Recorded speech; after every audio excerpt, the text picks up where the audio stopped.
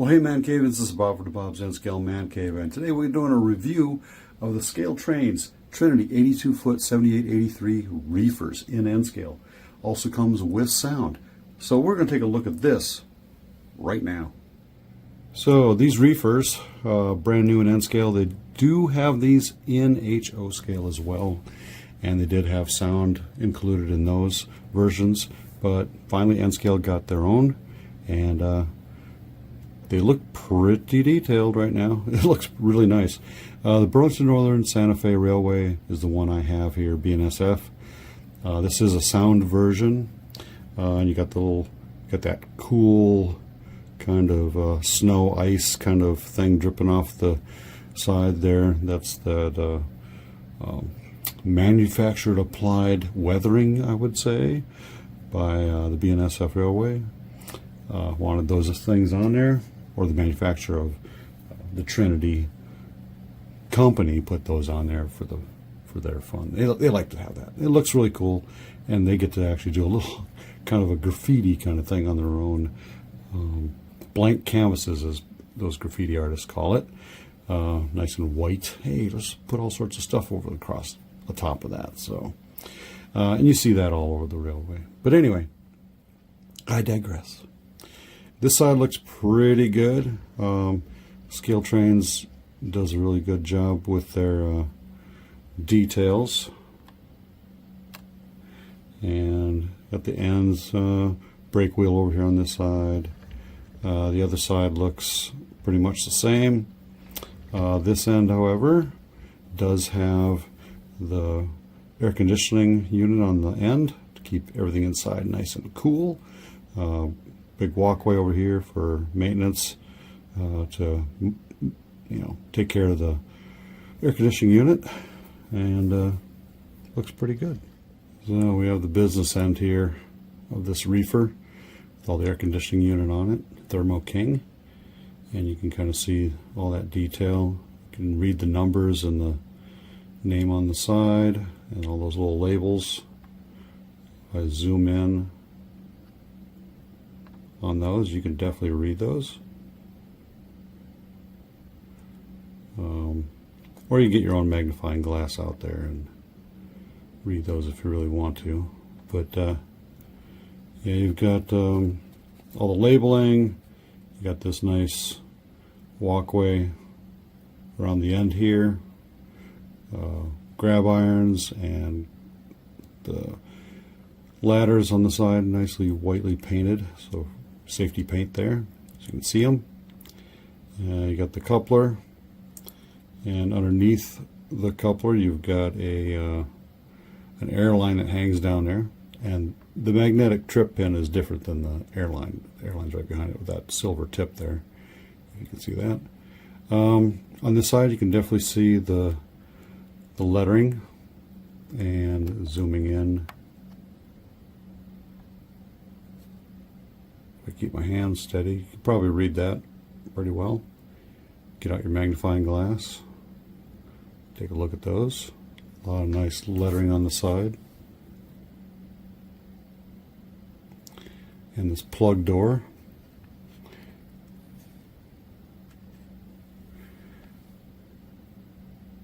A lot of detail on the side of that door.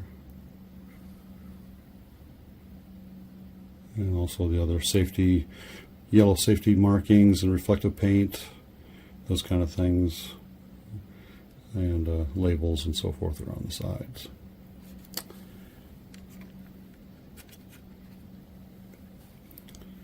On this end you've got the brake wheel. It's kind of right there, you can see it.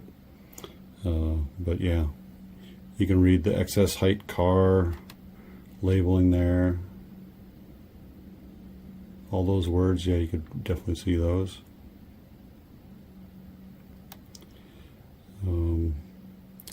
Coupler cut levers and ladders, and the coupler itself all look pretty good.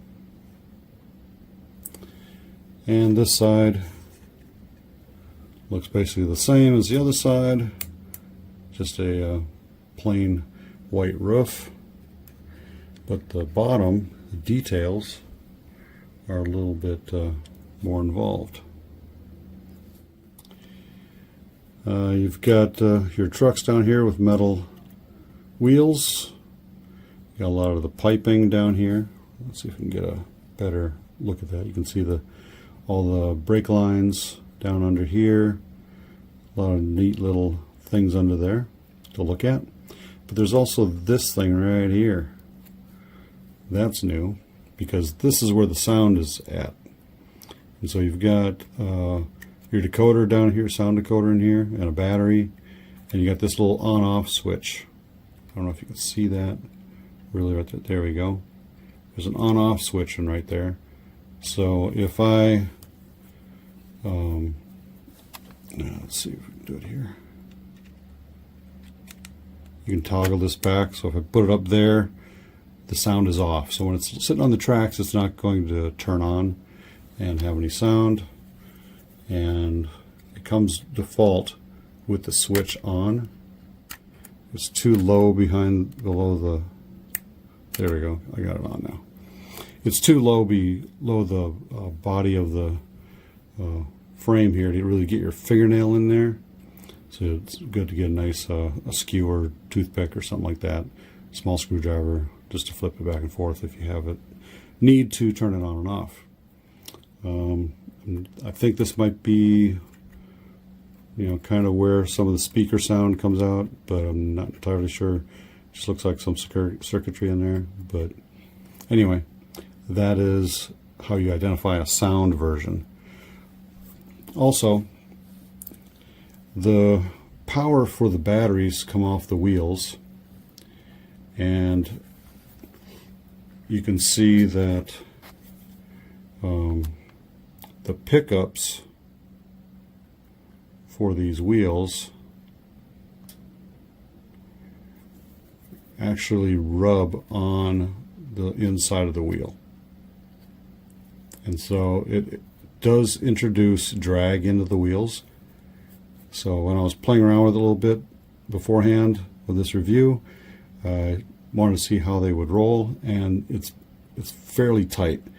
And so I just want to let you know why they're tight, and that's because of the pickups that they put on here. And then you got two pickups, one on each sets of wheels on each side, and so that is why it doesn't roll freely as the ones without sound. And I'll show you that here in a little bit. Let's put it on the track and show you what it sounds like. Okay, when I put this on the track, if the track has power, it's going to do a startup sequence.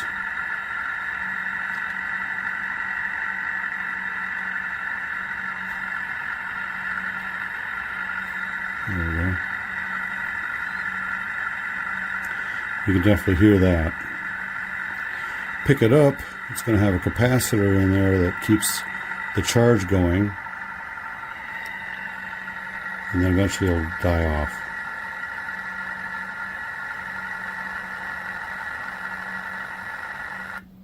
There you go. You start hearing it buzzing a little bit because it's just losing power, and then it stops. So let's show you what it looks like when it's rolling. We're going to go downhill, which is that way, or downhill is that way. Show you how much drag is on these wheels. I literally pushed it fairly hard. That was a little bit harder. Going downhill. Stops on the hill. Okay. That's how much drag is on these wheels. Now let's take a look at one without sound. Okay, this is one without sound.